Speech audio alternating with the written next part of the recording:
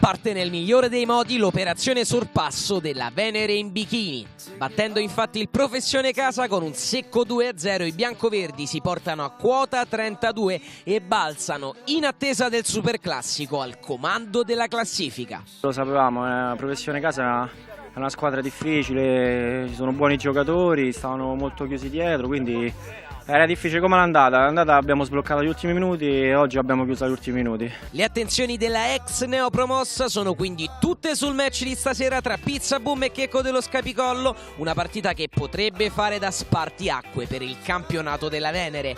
Eusepi non fa pretattica e, auspicandosi un bel match, annuncia la sua presenza tra gli spalti. È una bella partita, forse la vengo a vedere.